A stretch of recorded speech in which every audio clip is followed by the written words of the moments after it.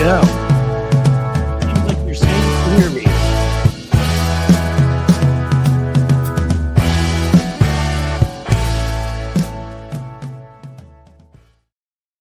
Welcome, everybody. Welcome from the great city of Cincinnati, the Radio City. As you know, I repeat that often, the Queen City. That's how we're known. And as I like to tell at the beginning, solid temperatures, 50s, 60s, a little bit windy. All goes well. Glad that, thank you all of you that came over from Tony's show. Thank you for all of you who came over from my YouTube, from Substack, which, by the way, we'll get to in a little bit. There will be a show tomorrow at 2 p.m. live on Substack. My Amped Up with Cliff Schechter. Yeah, they gave me a show. I don't know what they're drinking over there. What's in the water? Not fluoride. If somebody, RFK, I don't know if I can say his name anymore, but I'm saying it, is over there. Clear and loud. Nice. Jim Williams, my man. Jim, Yankees been playing pretty well, huh? Okay, we'll lose people if we continue with that. A lot to talk about today. There was breaking news. I'm sure those that came from Tony's show, Judge Boasberg, who actually taught at my high school for 1 year, I learned. Though I was a freshman, I think he taught junior, senior history, so never had him. And all the kids scared him away. And he went and became a judge, and now he has to deal with Trump. Turns out he found likely evidence of criminal contempt by the Trump administration. I wish it were civil, because I assume if it's criminal contempt, Trump will just pardon everybody involved. There are certain administration members he's saying need to be outed, need to be shared, their names, who committed these offenses. And, Trump won't do that. He'll probably just send back like a cartoon, like a stick figure with a middle finger sticking up or something Trumpian. Maybe some extra diapers in case Boasberg needs to borrow some of his supply, or, how he gets the special deals for the crispy thighs at KFC to watch Fox and Friends in the morning. I don't know. But the fact that judges are still standing up to him is important, because obviously we're in a scary moment right now. Trump was sitting there with that. I mean, the look on that, I don't know how to pronounce his name. I don't care. Bukele's face in the Oval Office, that little fascist, is reminiscent of so many other looks on so many other fascists' faces like that, as they talk about an innocent man and say they won't deport him. And of course, I remember being told this story about El Salvador by a right-winger that I work out with at the gym, who tried to convince me of the error of my ways and how El Salvador was doing it the right way and whatever. And being on the board of the Ohio Innocence Project here for 8 years, something I'm very proud of, I was said, oh, right, they just brought crime down by that huge level. And yeah, they had a national security emergency there. They had gangs, they had, destabilization. And we helped bring that about by making it easy for anybody who wants to get a gun, for example, where there's more control on them in other countries, like, let's say, Mexico. But I digress. There are criminal gangs, they had to be dealt with. But when you start mass arresting, as we know, you don't care about people who are innocent and get caught. And so he just wanted to bring down crime. And apparently, according to Human Rights Watch, numerous innocents, just by what their background was or who they saw them hanging out with, or phone calls made, because nobody could make an anonymous phone call and say that you're hanging out with somebody because they didn't like you, or they're competing with a job with you, or they wanted to marry your spouse, or who knows, and set you up. So that's how crime went way down. It's called fascism. If you like low crime from people every day, fascism's great. If you like low crime from your government, fascism's terrible, because all they do is commit crime. And so we have a situation now where Trump, and I haven't even gotten to the part now where Trump and Bukele are sitting there playing this little game about, Bukele's like, well, we can't bring him back. We're not under the jurisdiction. Listen, that guy is like another little he wants to be another little Trump pimp. Okay. He wants to join Trump and make billions and like play their little crypto scams together with the crypto bros. That's all that jackass wants to do. So in the end, he'll do whatever Trump wants. If Trump said to him, you need to bring back our damn guy who's in the prison right now, of course they would. So when he says he can't do it, of course he can do it. All that has to happen is Trump asks him to do it. It's Trump and Trump's people that don't want to ask him to do it, because they know this guy will come back and will launch a huge civil case against them and will win. And that's not something that Trump's protected from by being president, by the way. On top of that, he'll talk to the press. So if the guy is still in decent shape, and I hope he is, considering that really is a concentration camp, cosplaying as a prison. I mean, you've seen it, right? Because the one from Homeland Security who shoots her dog and has had her face altered in 47 ways so she doesn't look like herself anymore was happy to go down there and pose in front of it because she's a fucking ghoul. Um, you know, we don't know, but hopefully, he is in good shape, and that's where Chris Van Hollen comes in. And all of us folks, like we say that Democrats need to do more, need to be heroes.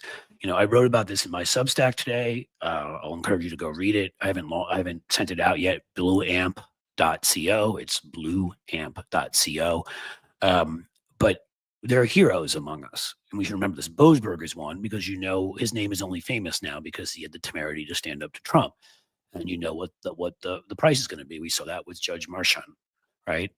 Even that judge's daughter was being threatened. What's going to happen is Boasberg's whole family is going to have to get massive security. They probably already do and have for a while. They're going to be threatened. They're going to have their private information shared online. We know how this goes with the right wing nuts. But the end result of this is Chris Van Hollen standing up for someone who lived in Maryland. That's where Kelmar Abrego Garcia lived. It decided to go down there. And that is doing something, folks, because I wrote about in this thing. It is not safe right now. Okay. Donald Trump is a treacherous bastard, and there's treachery around every corner. I like to say it this way. Mike Pence was scared to get into his car with his Secret Service on January 6th. What does that tell you about what he thought Trump was capable of? So if you're Chris Van Hollen, I'm nervous for him right now. I mean, he is somebody who he's somebody who is going into a situation. I don't know. You ever see the movie Clear and Present Danger? I know that's just a movie, but I'll give you the more realistic scenario that happened, which was Jonestown, where, did she retire recently? Jackie Spire. She was an aide who went down with the congressman who they ended up murdering before they all drank the Kool-Aid. Quite literally, that's how the phrase started. So it is not safe. You've got this guy Bukele that's in Trump's pocket. I mean, I just hope Van Hollen took a lot of security. So he's a hero, and what he did was hugely important because that is how if Boasberg makes this decision, Van Hollen goes down there and will not allow this to just go away. That is how you ensure that justice is served. If you just let them sweep it under the carpet, they will, and they'll move on. By going there, Van Hollen this is what I talk about when I talk about even public relations. There's not a lot he can do, especially in El Salvador, but he can demand to see him, and media will follow. So it's spectacle, as I've said, and not in the bad way. Republicans use spectacle in a bad way, right? Yell and scream and make up lies. I'm talking about a good way to get attention. Cory Booker, too, said that he was going to perhaps fly down, and Cory Booker has been on fire lately. First, that filibuster. I wrote about how he completely shut up Kristen Welker on Sunday on the ridiculous Meet the Press when she kept, what do you think? Are you running in 2028? Is Kamala Harris? Because they can't get their heads out of their colons for long enough to realize the crisis we're in right now. Yeah, let's talk horse race politics, Kristen. That's what everybody wants right fucking now. Man, you have the pulse of the people. And Booker, to his credit, wouldn't play the game. Just kept responding and saying, this is not what my constituents are interested in. They're losing due process. They're losing their jobs. We are talking about that. And, it's note to Democrats, anybody watching this, anybody who I was on Bob Seska's show as a guest earlier today. And, I've talked about this, but anybody who watched Cory Booker, I used to go on those kinds of shows. You don't have to answer the questions they ask. Republicans never do. Don't do it. Don't play their game. Do what Booker did.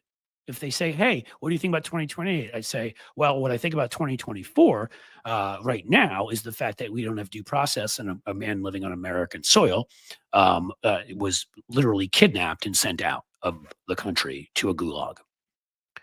Oh, do you think Kamala Harris will be a good candidate? Well, I mean, I don't know about Kamala Harris. What I do know is Donald Trump has said he'll run for a third term, abrogating the Constitution, destroying American democracy. And I think right now we need to hold him accountable for the crimes he's committing, the quite obvious insider trading, blah, blah, blah, blah, blah. See where I'm going with this? You don't have to answer their questions. And they're going to ask stupid questions because that's what they do. So every one of those shows, you come in with the 3 or 4 talking points you are prepared to talk about that need to be thrust upon Trump. I mean, if you guys saw that, the town hall with Chuck Grassley, who, by the way, is he like old Yeller at this point? You think somebody's just gonna? I mean, maybe the right person to do it is our Department of Homeland Security chief, who could just take Chuck Grassley for a walk to the gravel pit. I don't know. I mean, he could barely pronounce anything. Is he? He like 96 or so? Is he sentient anymore at all? Like he's they kept but the thing that beyond the fact that Chuck Grassley is not a sentient being anymore and should not be allowed in the Senate, is the fact that there was a guy there in a red MAGA hat who was giving him shit about the fact that that Trump was not giving them an honest answer and that Trump deported this guy, and even somebody who quoted their Christian scripture and said we are supposed to welcome the stranger, and just it was amazing. So if you don't believe, go find that clip. I may find it for you. I know how to put clips in here now, I think. Let's see. Chuck Grassley, Town Hall. Let's see what we can do, guys, because I've gotten so much smarter now. By that, I mean not really that smart, but smart enough to do this. Let's see. Chuck Grassley's Town Hall. Well, there we go. Ooh, you can watch the video in 4 seconds. That's nice, though. Not a bad ad for this one. All right. This is going to, we don't care about the part here, but let's see if we can. I don't know if I can do it by putting a link in there or I have to put the video in there. So this may fail. And if it does, we'll be happy that extra camera video file, image file, invite guests, slides and PDFs. Ah, crap.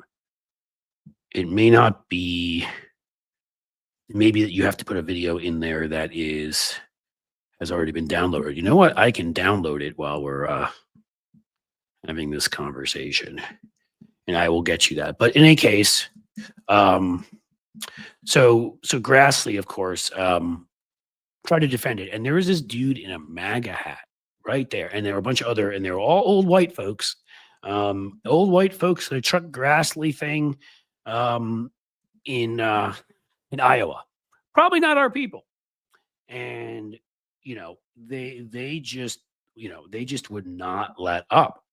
And I honestly believe that that this is it. This is the way, folks.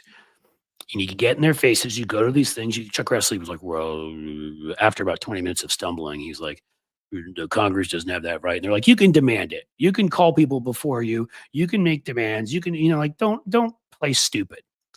And again, these were likely Trumpers doing this. So you really have to be kind of like happy with the fact that that you've got your Trump people who are making these kinds of demands and are seeing that, this could be them. Maybe they finally realized that, right? They finally realized that this could be them. Let's see if this works. Come on.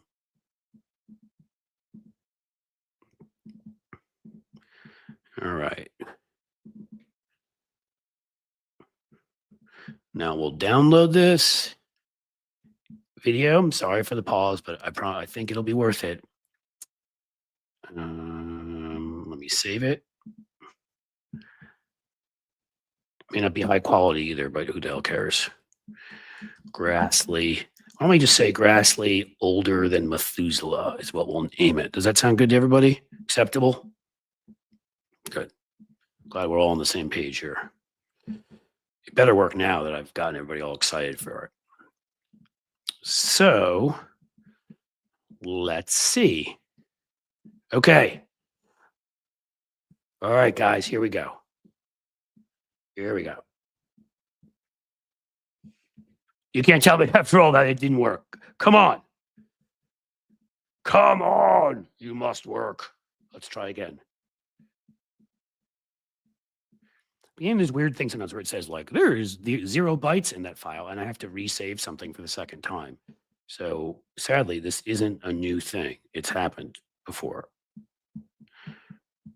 I'm gonna be really pissed if this doesn't work though. Remember last time when I did this and it like worked and it was great and everything? Urgh. Okay, well, let me try one more thing. We're gonna look for it on my desktop and try to do it that way. Because sometimes things just don't work one way; they work another way. Because the world is a stupid place. You're gonna bring that guy back from El Salvador? Yeah. Why not? Well, because that's not a power of Congress. Supreme Court said to bring him back. Judges are, Yeah. and the president is upholding the Constitution. He's defined the You're on the Constitution. Judiciary Committee. Trump don't care. Guatemala is or El Salvador is an independent country. The president Speak up, please. We can't hear you. The president of that country is not subject to our U.S. Supreme Court.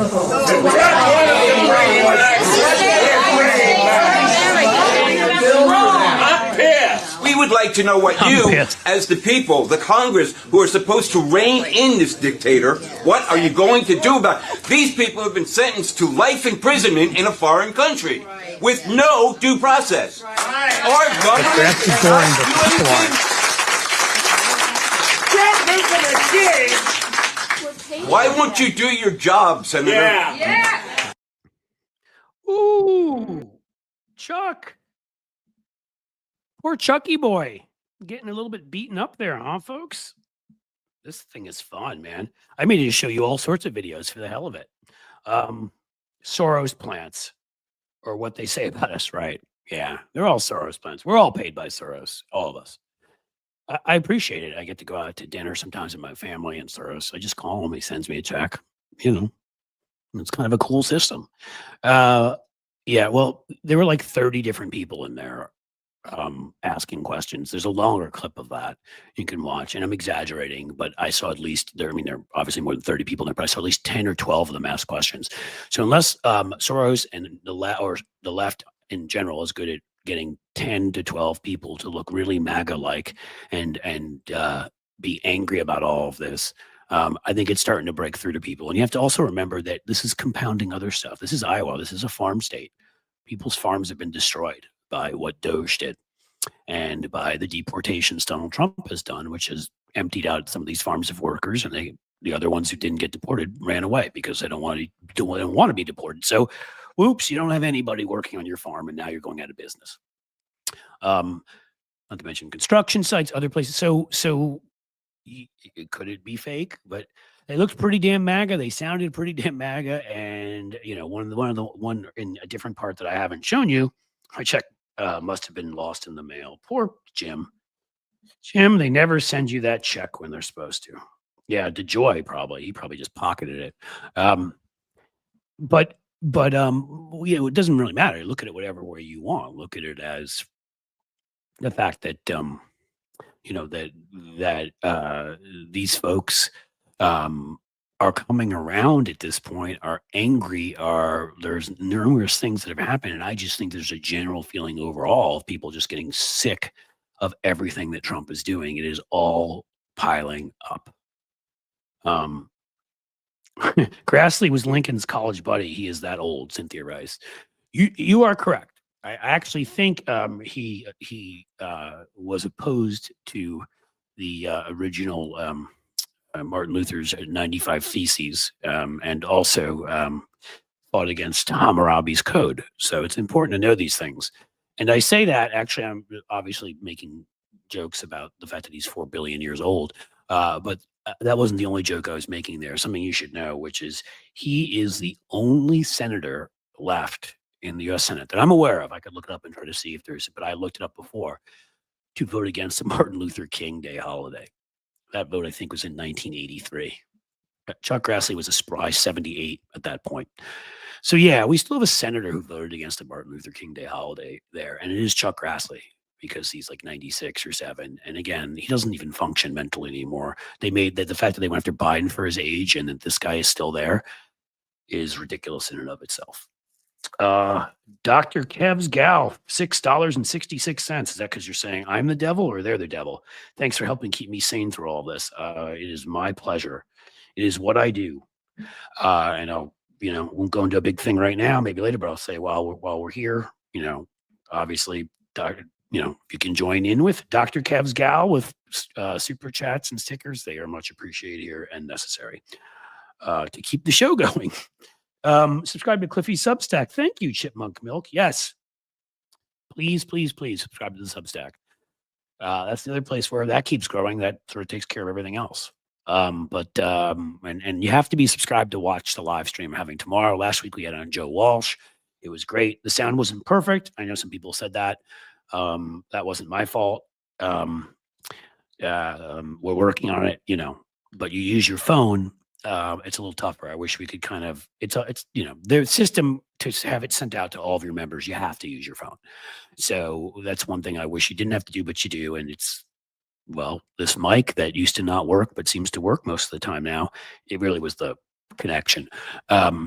It sounds a lot better than my phone does. Member for 2 months, Craig Edmonds, is Albrego Garcia still alive? That's what I hope. I mean, I certainly think we're going to find out because Chris Van Holland is in El Salvador now. He's already there. I don't know, you guys. I don't have other news on right now or anything like that. I could look around, but then I already did that with the Grassley website. I didn't get, it was a little time I wasn't talking to you. Somebody wants to check it out, look around, see if you can find it. And maybe you can find it where he's gotten to the prison or whatever. But I think we can assume if they refuse to show him, refuse to allow Senator Van Hollen to see him, then we sadly must assume the worst. We're going to find out here. You're going to find out how much of a crisis we're truly in. But Van Hollen has got a lot of guts. Booker saying he's going to go down there. There's a member of Congress too, and I want to make sure everybody gets credit on this,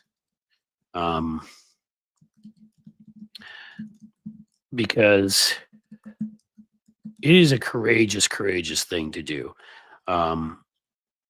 So AP News, let's see. Yep. Van Hollen is there. And the goal is to get the Trump administration to let El Salvador know that we are going to keep fighting to bring him home. Oh, there you go. After arriving in San Salvador, Van Hollen posted another video from the back of a moving car saying he was traveling to the city and planned to meet with officials at the U.S. Embassy. He said he would have a better idea later in the day whether he can meet with Albrego Garcia, who is detained at the notorious CCOT prison.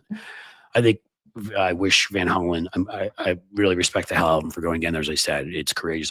Though I do wish he should say, later in the day, we will be planning to meet with him unless otherwise prevented or something like that. Put the onus on them.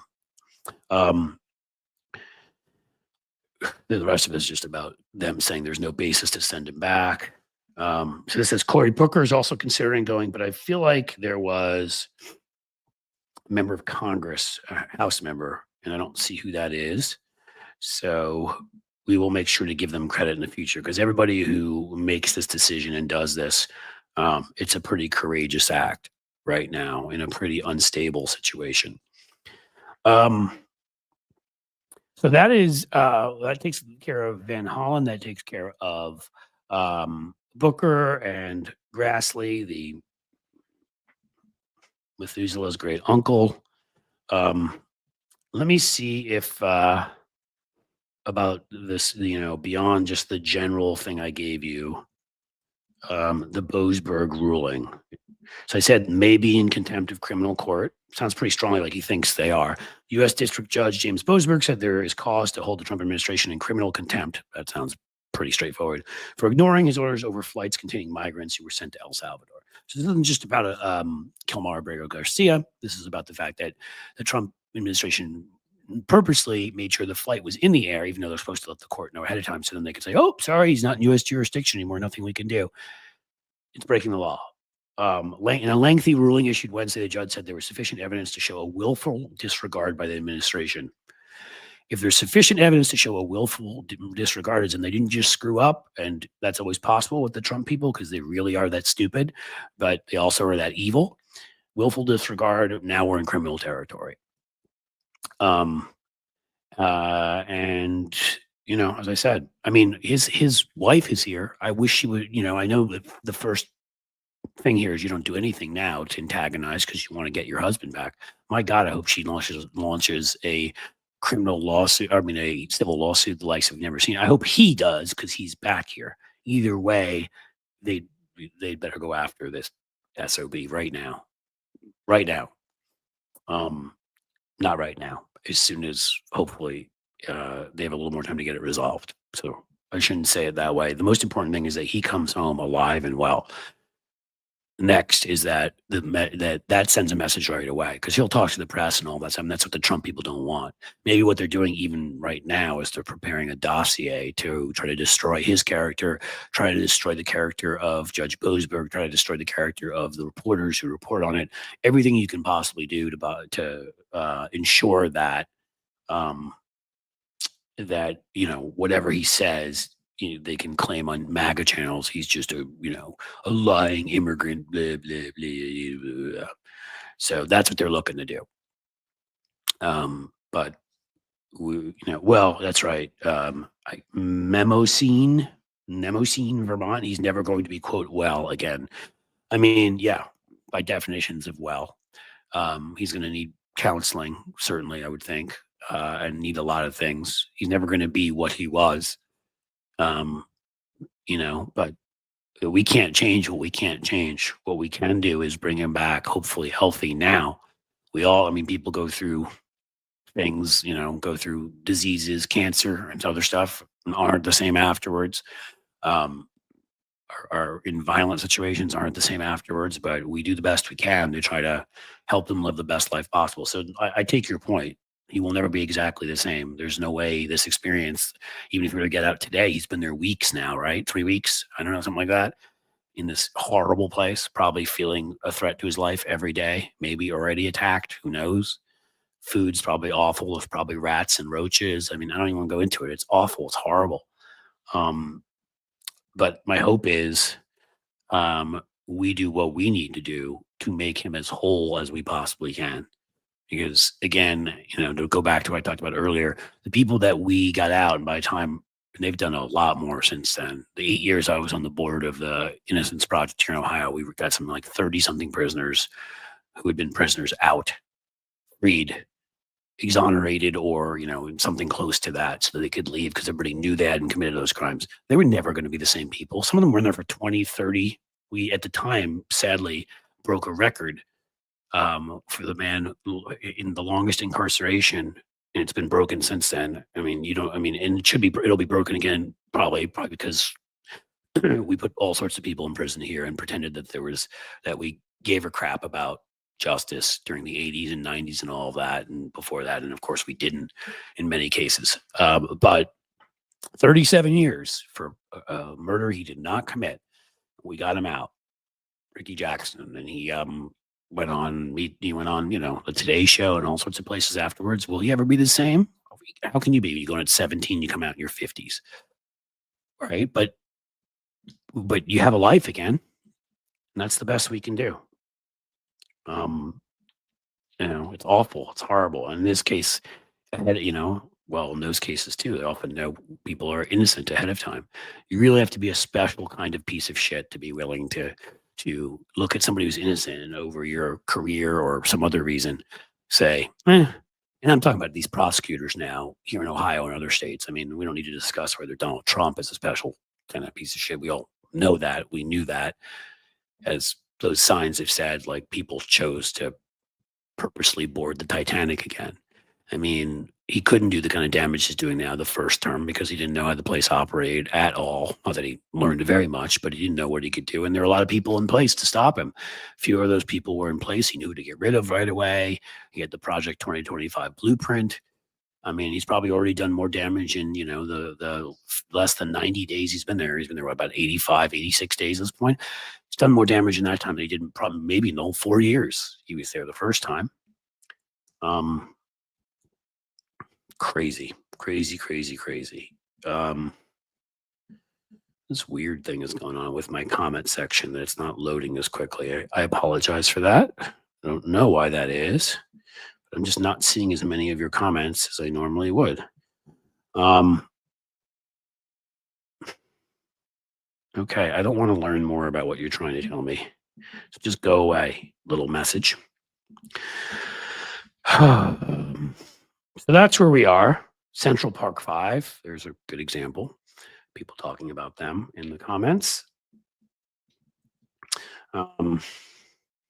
No, Chipmunk Milk. Trump will never concede he made a mistake. I mean, he doesn't make mistakes, right? Central Park 5. Oh, so you were talking about that too. Yeah. No. I mean, and again, it makes them more liable if they admit they made a mistake. So they wouldn't do it for legal reasons, but they wouldn't do it because they're not moral human beings. They're amoral pieces of crap. They're what you wipe off your shoe when you step in the wrong place. So no, they'll never admit they did anything wrong. They don't care. I don't think they did anything wrong. He's not human to them. He's garbage. He's disposable. Just toss him. It's good for you. Toss him. He's not a real person. Shout out to Mr. Bernie Sanders and AOC, Deborah Rock. Yeah, they're doing a hell of a job. That is another thing when we talk about spectacle. AOC has been, quite frankly, incredible. What I love about her, the youth energy, but she's also using the messaging, like she's not holding back, right? I mean, Donald Trump, all the stuff he said about all these immigrants, and she said, of course, Donald Trump, if you want to see a criminal and a rapist, look in the mirror. Yeah. She went after Marjorie Taylor Greene about her insider trading. Like, she ain't holding back. And that's what you need to do. That's what you need to do. I wish maybe it's that there'd be too many of these things going on at a time, but like, I love what they're doing. I love what Booker did. But I kind of wish, there's a couple other members, young members, non-young members who are so effective at communicating and have been out there speaking. I wish they would they don't have to do as big a tour as this one, but go do some mini tours some places. Treat this like it is a campaign to win over people's hearts and minds and sympathy and make them realize if they're even at all on the fence anymore, which is scary to even think about it, how evil this person is, how stupid this person is, how corrupt this person is. There are people out there to talk to. Lefty Gramps is here. I see that. Thank you for being here. I'm lurking, drains clogged under the house. Wayne Yuan. All right. We have issues. We all have issues. So I did invite Tony to join today. Maybe I'll call him. I wish they'd let me do that in there. Oh, look, there's something from Shuster. I can see if he wants to check in right now. Let's see.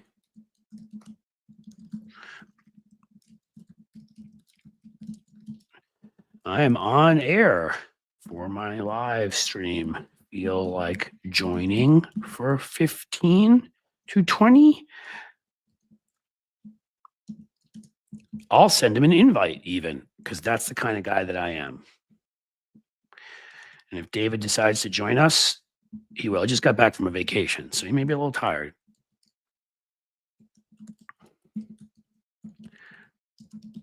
Let's see.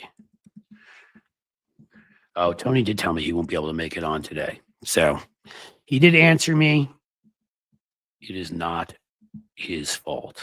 It is not your fault. Let's see. What else do we got? Here. I can present like pictures in here too, can I? I want you all to tell me what you think's happening here. Don't be profane. Well, if you want to be profane.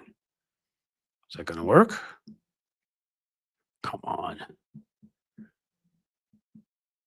Maybe the dragging thing just doesn't work and you have to like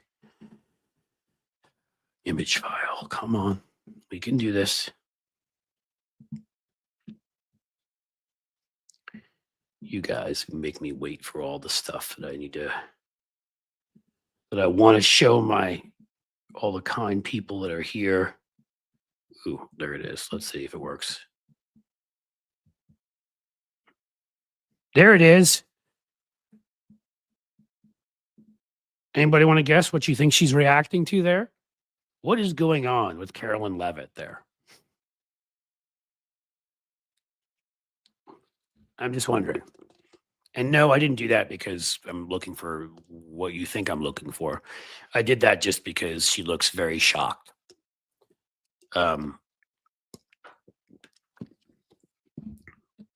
Hungry for, yeah, of course, somebody hungry for meat. Okay.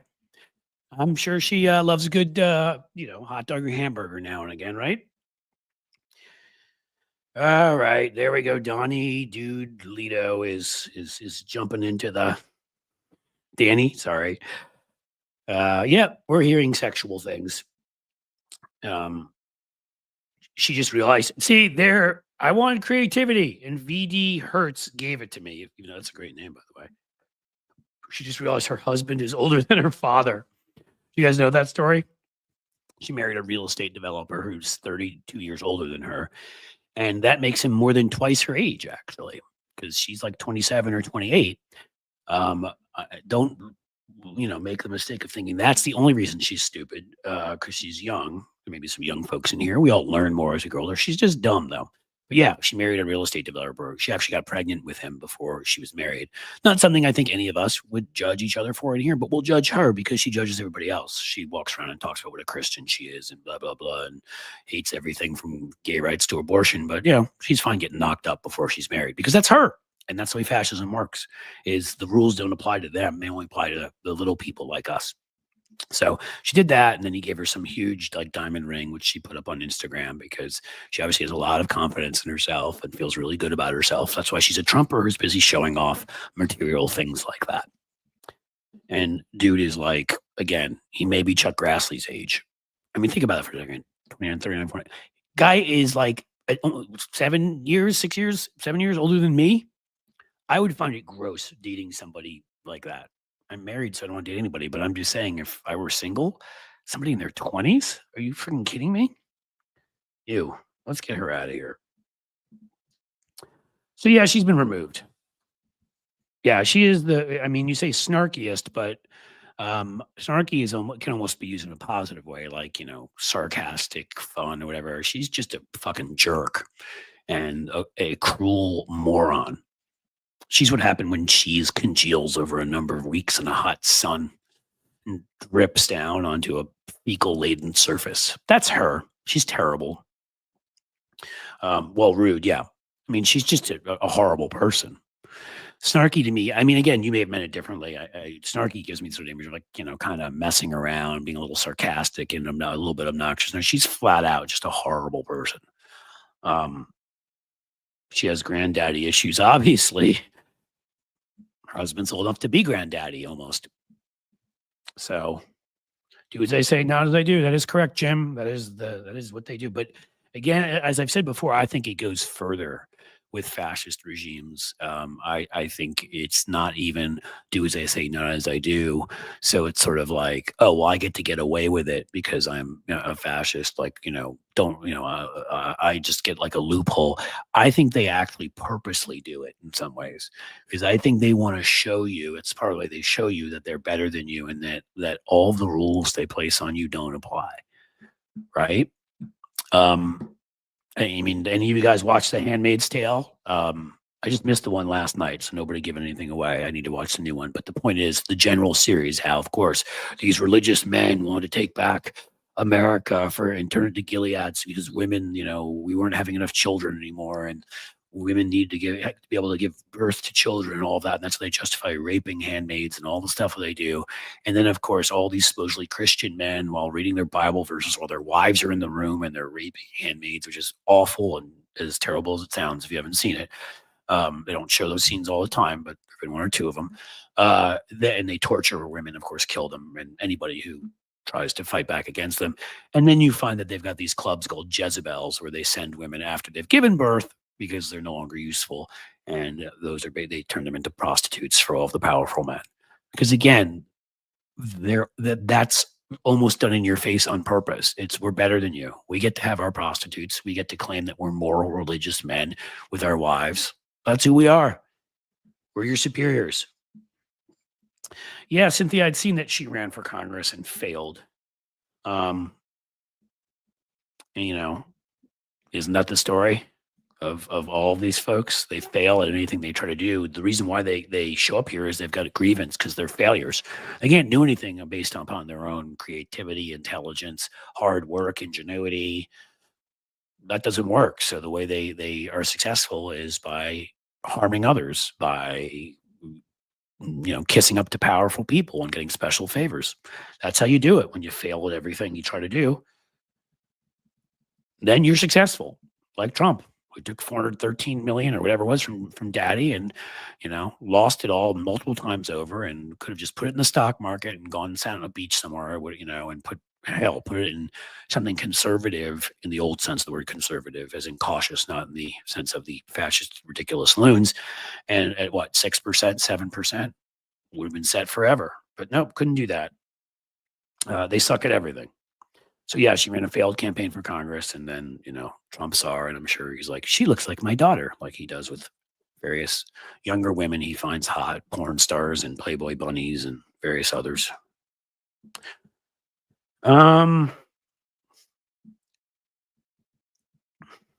Let's see what else is going on, guys and gals.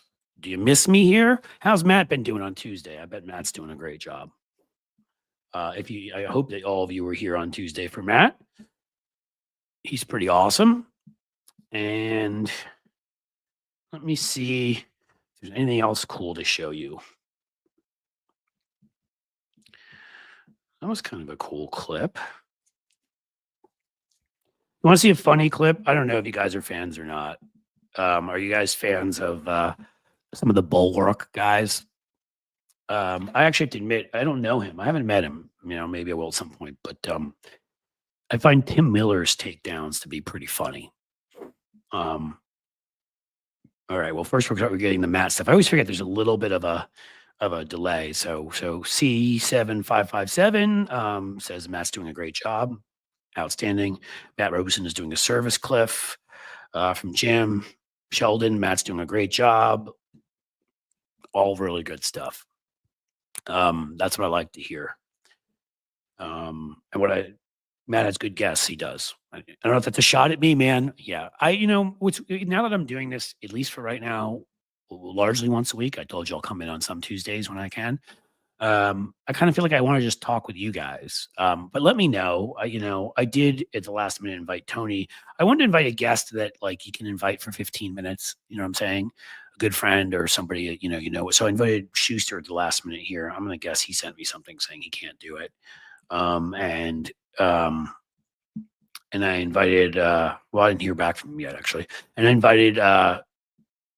invited Tony, and he couldn't do it. I just figured it's kind of cool to talk to you guys, and I have to go pick up my kids today around 3:30 or so. So we probably have a sort of ceiling of about 3:15 today. And so I thought, there may be some days like this where I don't have to, and I can go, more to 3:30, 3:45, and then maybe more likely to have a guest. So there are a lot of Tim Miller fans in here, it seems. He's done good stuff. All right. Well, let's see if this works. This time I'm not going to even try to just drag it in. I'm just going to, because I enjoyed this a lot. I was thinking of maybe turning into a video on my channel and saying something, just, a kudos kind of thing. Because it's good stuff. Let's see. All right, let's see if this works. As this Twitch streamer that is friends with Baron Trump, Adin Ross, he's having some sads. Some bad things are happening to him right now. And he has some questions that he's asked his viewers about why his stocks have gone down so much. And I want to answer them for him. But let's watch together first. Guys, you want to be honest with you? I don't know how many of you guys are invested in crypto or stocks. What the fuck is going on with our country? Guys, why am I poor? What is going on in the world right now? Why the fuck is this going on? Can somebody please explain what's going on? Next. Why are we all losing? Why are we all negative right now? Does anybody know why? So I can answer that. I can answer what's happening in the world right now. You helped elect Donald Trump, you fucking moron. You thought you knew better. You thought he was based. You thought you could play video games with him and get the Gen Zs to pay back the wokes and the annoying people that you don't like, the scolds that don't like it when you do racist shit. And you thought that he'd make you rich because he was a fake rich guy who bankrupted his company 1 billion times before you were even born, but you don't know how to read. So you didn't read the old stories about how Donald Trump's been bankrupt over and over and over again, and he's not a real businessman. He's a pretend TV businessman. And you were a key player in helping get him elected. So if you want to know why you're getting poor right now, Adin Ross, let me show you a video that helps explain it.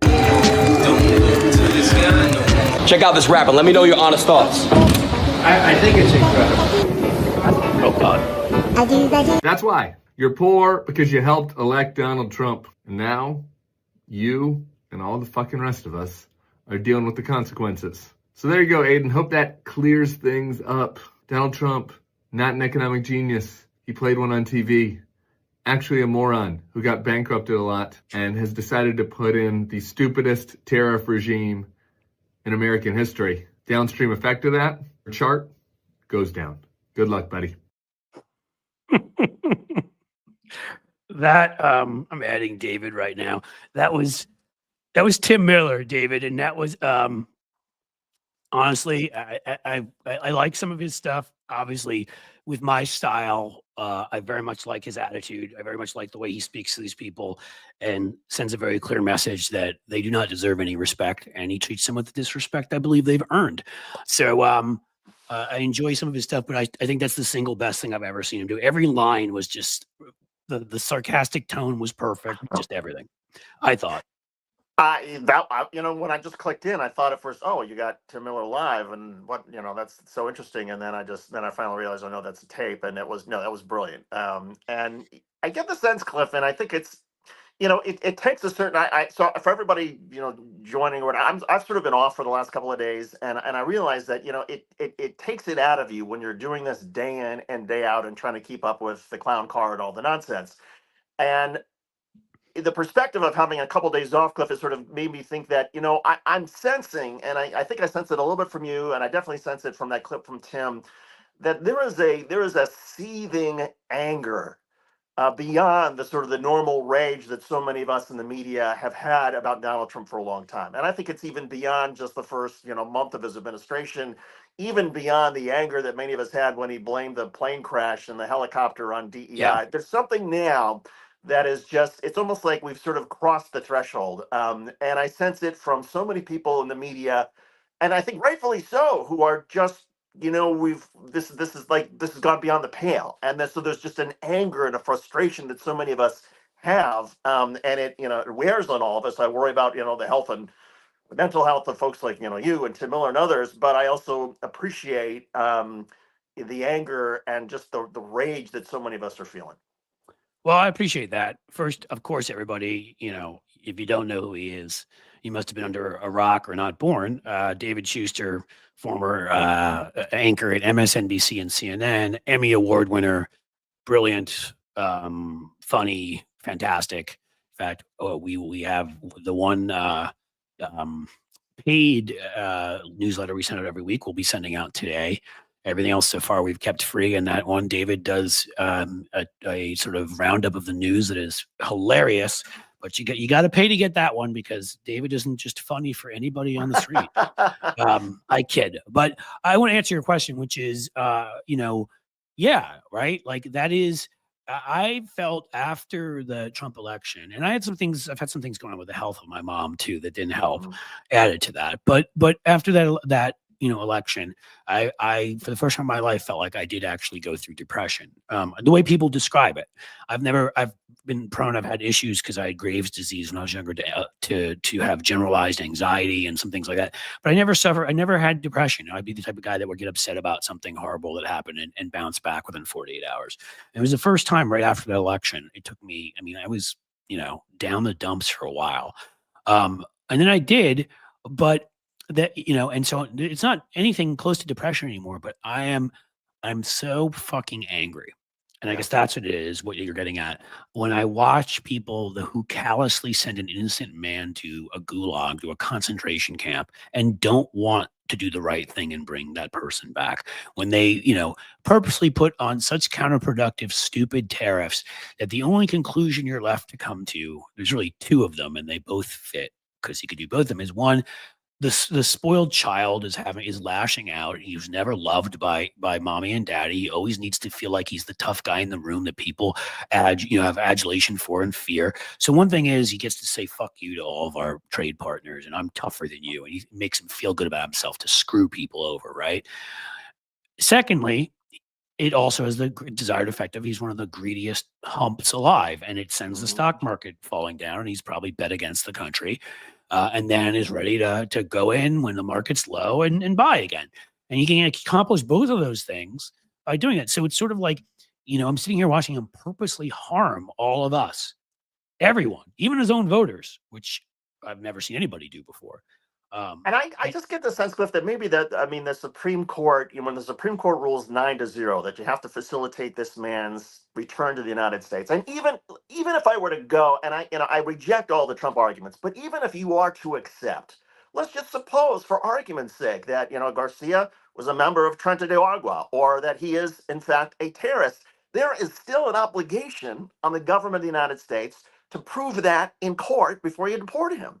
And so this, all this stuff about, who he is, to me, that's sort of irrelevant. The Supreme Court has said, you violated due process, you must bring him back. And, I saw, in reading in, I saw, Tom Homan and some others in the Trump administration say, well, we bring him back, we're just going to deport him again.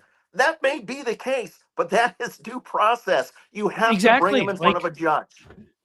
Right. It's weird, but you know what, Homan, you fucking human thumb, that's the way it's worked in the history of this country. And sometimes I was talking about it earlier about El Salvador, which wow, oh my God, they had these, and look, there was a national security crisis, there were gangs there. By the way, we helped cause some of that with the fact that we purchased a lot of drugs, and that we have made guns so easy to get there, easier to get than they are in almost any other place.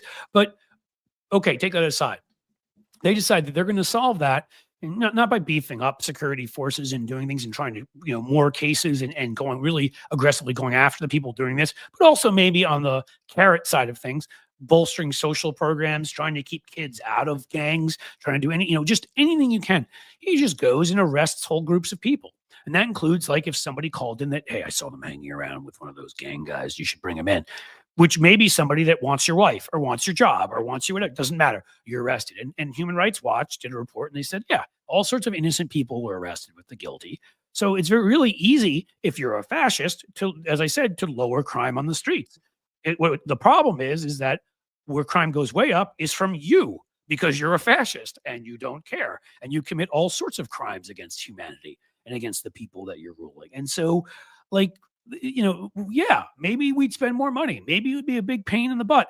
Maybe all of this stuff. But when it comes to somebody who is innocent till proven guilty, which is what we're supposed to believe here, they're innocent till proven guilty. Prove it. Yeah, and if the Supreme Court no longer matters, I mean, look, a lot of things that the Supreme Court has done over the last 5 or 6, 7, 8 years, I have strongly disagreed with. I mean, it ripped my heart out when the Supreme Court said a president could have immunity for actions that he conducted in office. I mean, I think that's crazy. But if Donald Trump is now saying the Supreme Court doesn't matter, the rule of law doesn't matter, I mean, my temptation is to say, well, then that goes both ways. And if we're going to, blue states should just start passing whatever laws they want. They should go confiscate handguns, and they should make sure abortion is. I mean, there's all sorts of things that they can go and do, because I guess what the Supreme Court says doesn't matter at all. Exactly. And that also includes, that then applies to Donald Trump, that, I have sort of said, well, the Supreme Court ruled that Donald Trump has immunity and we all have to live with that. Well, no, maybe we don't have to live with that now. Maybe we simply say, let's lock up Donald Trump. Let's have a group of citizens go and make a citizen's arrest of the 34 felony convicted Donald Trump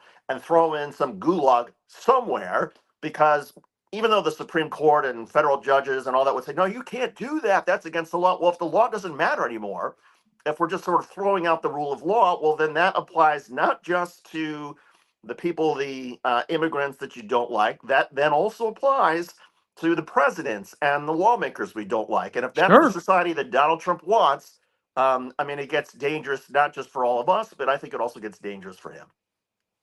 I mean, I think you're exactly right.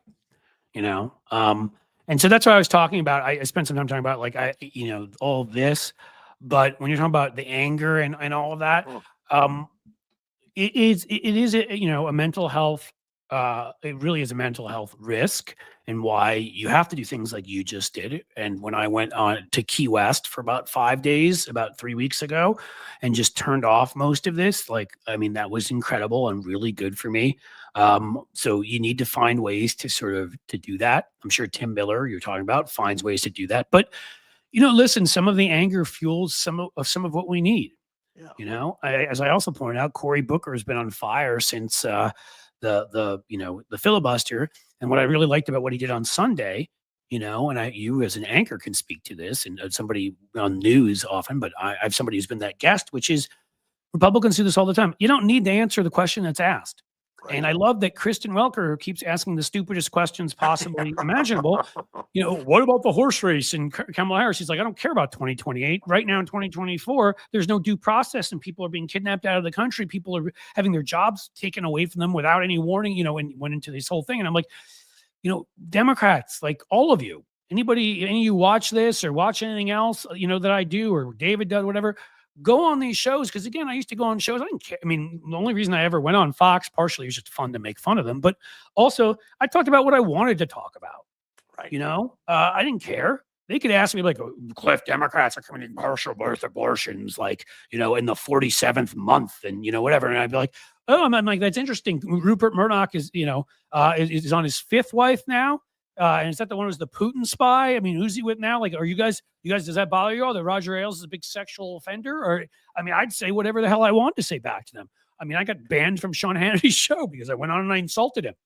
Well, speaking of, and there's lots of different ways, obviously, that if an anchor, and we used to have the sort of trick all the way back. So this goes now back, 25 years when I was at Fox at the very beginning, folks. Don't hold it against me. Don't judge David. He was out of college.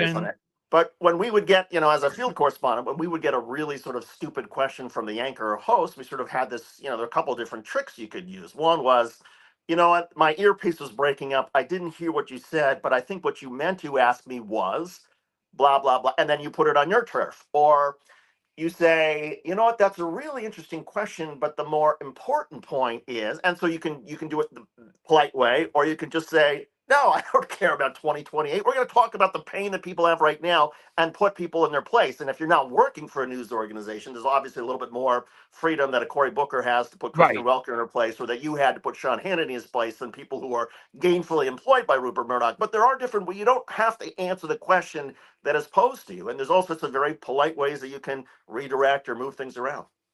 Yeah, I kind of I'm a bit of a jerk that way, which I am what I am. And I think I'd seen that how easily Hannity lost his temper. So when they invited me on that show, I knew it was going to be a one-time thing, because I knew he's going to be the dick that he is, and I knew that I wasn't going to take it. So I went on and I said, let me see what I can do to get him really upset, and lose his temper. I kept poking at him. We were arguing. It was during the Bush years. We were arguing about 2007, something, George W. Bush, whatever. And I'm like, have you, I don't know what I said. I wish I could find that old video and pull it out, I didn't say any curses or anything. Like, have you removed your tongue recently, Sean, or, whatever. I knew that it was going to end with him calling me names, and I called him names during the closing credits. It's so long ago that it was actually Hannity and Combs. I got a great story for you. This is about a mutual friend of ours, Dan Gross, went on many years ago. Again, probably all the way back to the time when you were on with Hannity and Combs. But Dan Gross went on Sean Hannity's radio show, and Sean Hannity was trying to make some ridiculous, absurd claim about the economy and whatnot. And Dan said, well, Sean, if you would get your economic information from the Wall Street Journal instead of the New York Post, you would know that blah, blah, blah. And Hannity went, and, like you, Dan was never invited on anything Sean Hannity ever again. Oh, my God. So, I can only assume Dan Gross is an author of a couple books for folks that don't know. I feel like he was a writer for a while for Slate. Yep. He's a terrific writer, terrific guy. And David and I, just by coincidence, some folks call it Jewish geography. I don't know, call it what you will. David went to camp with him, and my mom went to college with his parents. And so I knew David and Dan separately, and, know them. And you and Dan Gross are part of the Banned by Sean Hannity Club, which is awesome. So I was going to ask, did Dan want to get banned though? Like, was he purposely trying? Because you had to know if he said that, right? I think he knew it was just going to be a one-off. He just figured it was a one-off, and so he just thought, he's just going to let it rip. So Hey, I think good it's for great. him. I mean, again, there are people there who I may have thought their politics was wrong, but the only I can think of one anyhow. But I could actually have conversations with. The only one I can think of like that was Neil Cavuto, Yes. who treated me with respect. I thought, Yes. he seemed center right. I remember him once saying to me, about raising taxes, and he's like, "Well, on people, who make more than 150,000, he's like, well, 150,000 is nothing." I was like, Neil, I get it. This is New York. It's expensive. There are other places that are, but come on, understand what people are making out there and trying to live on and whatever. And in any case, so so my point is, he said things that I could find ridiculous, but he didn't say it. He didn't attack you. He didn't go straight for you. He wasn't nasty. So he was the only one I can think of on there that I would go on and actually, I didn't mind going on because he'd push his point, and I felt like I'd be often victorious in pushing mine, and whatever happened. But most of them, O'Reilly, of course, had it out with him. I mean, they were and are who they were and are. And so, you can't, you got to take that into those kinds of battles. And I feel like now, I do have that anger and whatever, because we're at a whole different level of just absolutely gross and absolutely attacking our Constitution. And it's just, I think it's also just not just that he's doing it. It's the Christian Welkers who refuse to ask real questions and act like an actual journalist of the Constitution talked about. Like free press. If people like her made up the entire press, having a free press wouldn't even be worth anything. Yeah. I mean, she's not helping anybody. She's not educating anybody.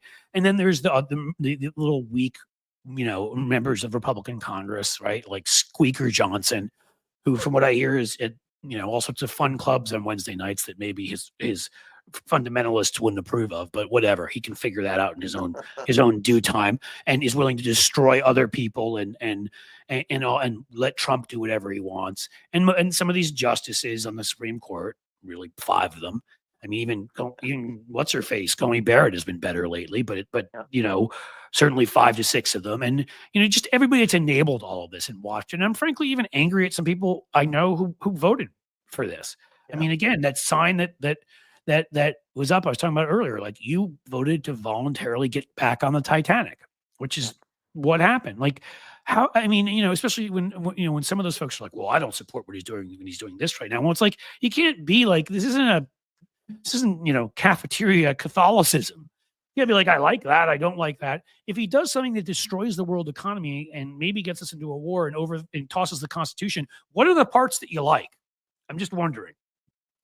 I don't know.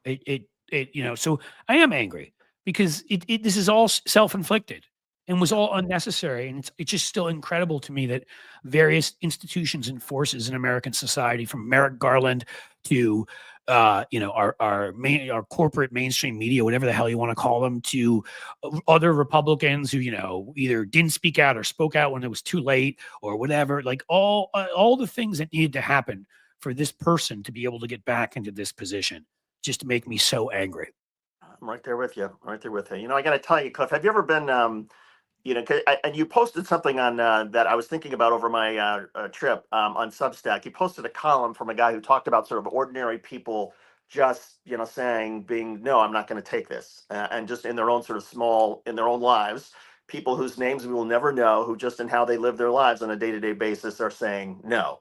Right. And are rejecting what Trump stands for. And I thought of that because have you ever been to the America Dream Mall in East Rutherford, New Jersey? It was built probably in the last 20 years. It's one of the the world's largest malls. Back in the day, like I'd moved from New York by then, but I think I went back to see my family at one point, and we went out there. Yes. So it's like one of the largest malls in the world. They've got like indoor ski slopes. They've got water parks, amusement parks, huge arcades, skating rinks. I mean, they've got everything. And so what struck me is we took the kids there because the kids wanted to see it, and we did some like climbing walls and all sorts of different stuff and the bubble experience and everything.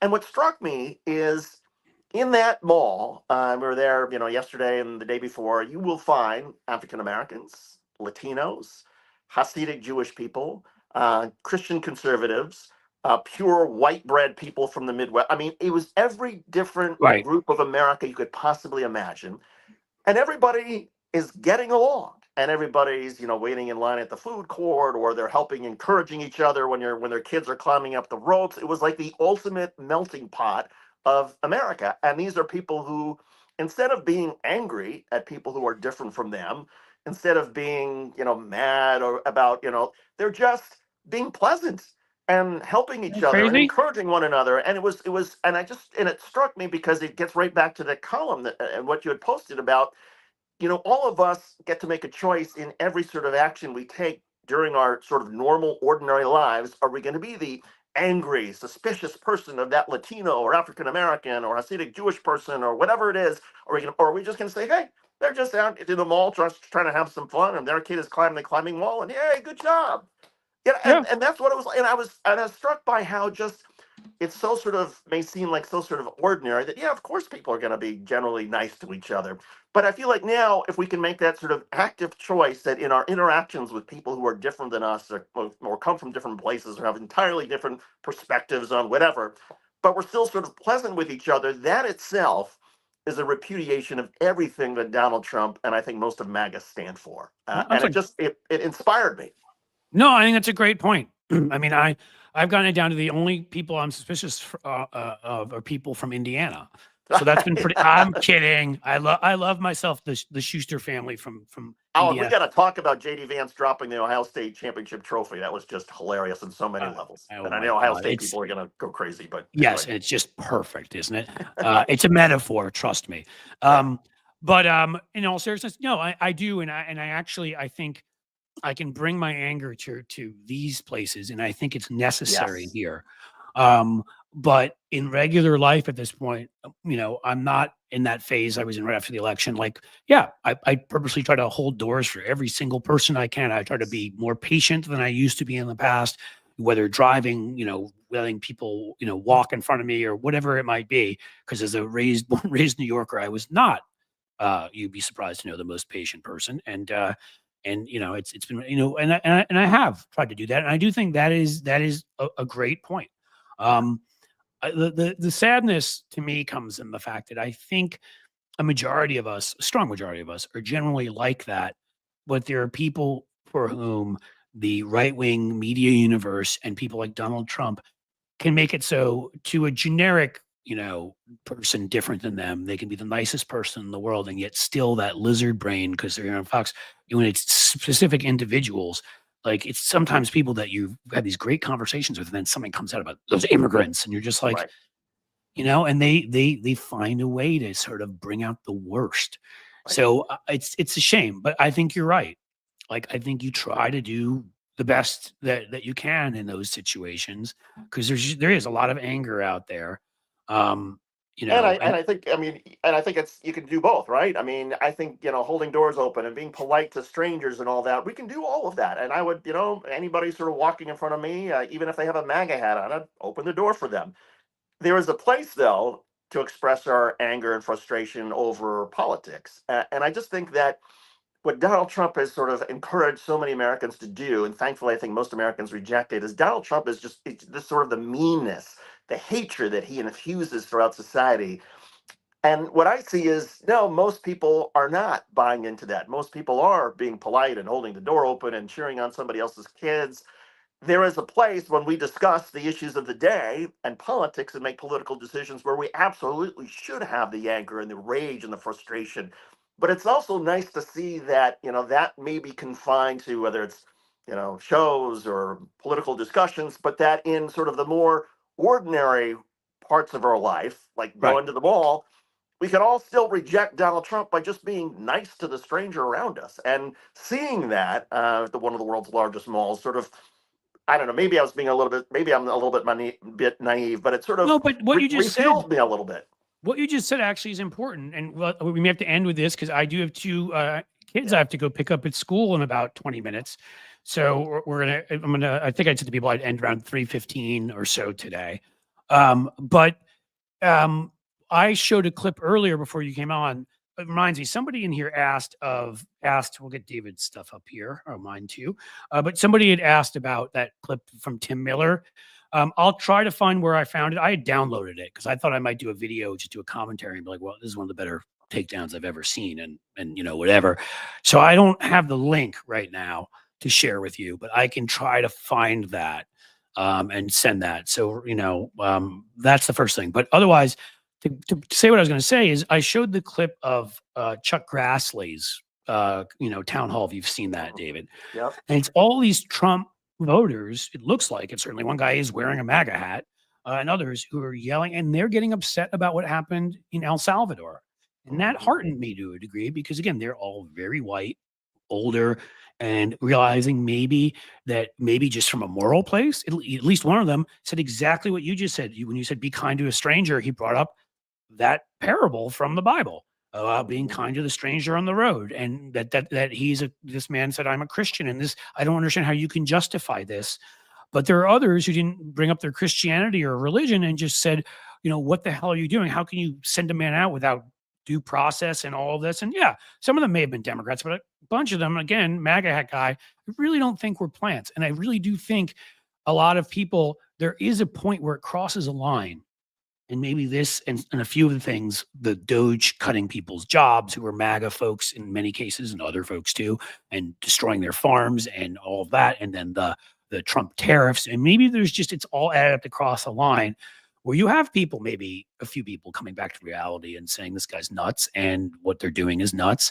And you can't just take somebody and deport them like that. And you can't, I'm hoping that that's where it is, or at the very least, even if they're selfish, they're saying to themselves, they're smart enough to say to themselves, this could happen to me or my kids. And I think it was the Grassley where there's this one guy who said, hey, if a court orders me to pay $1,200 in fines, can I now ignore it because Donald Trump ignores the Supreme Court? And to me, right, that was it. That's like right there. And maybe that's the line that's been crossed for so many people, is that, okay, there's a certain amount of tolerance they will have to Donald Trump's recklessness, but once the sort of the guardrails are gone and the Supreme Court guardrail is wiped out, that's too much for some MAGA folks. And it is heartening to see that and to hear that.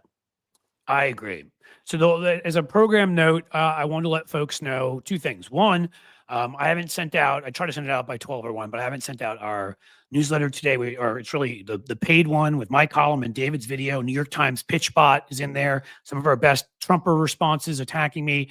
And that's because I had some stuff I had to do this morning, and I wanted to get at least 1 or 2 more edits in.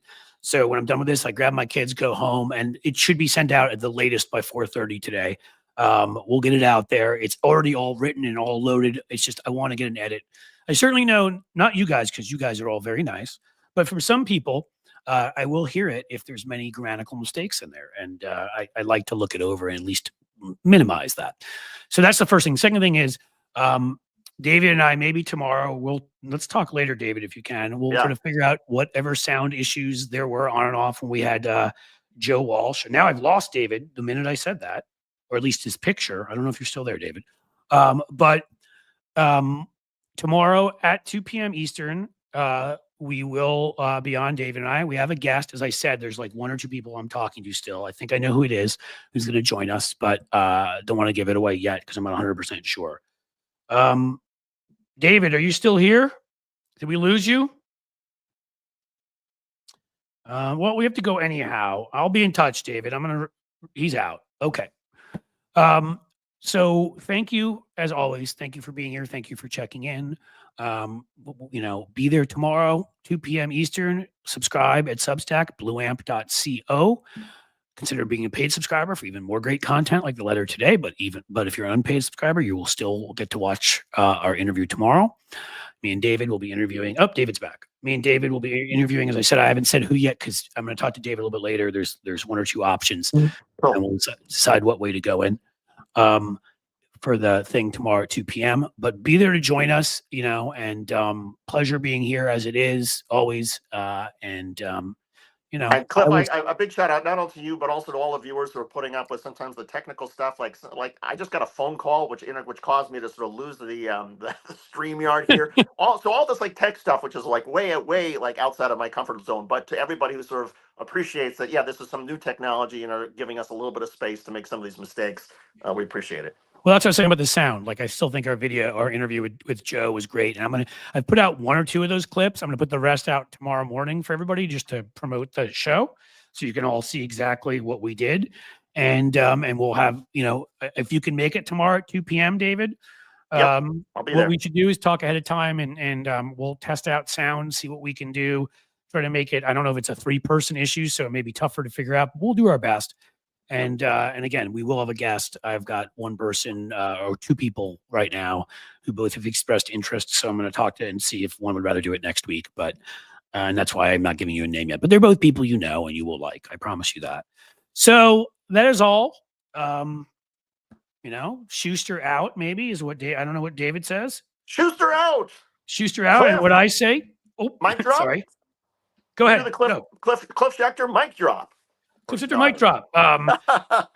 Thank you for being here. Thanks, my phrase, as always, is as the sun sets slowly in the west, I bid you a fond farewell. Thank you for being here, everybody, and we'll be back soon.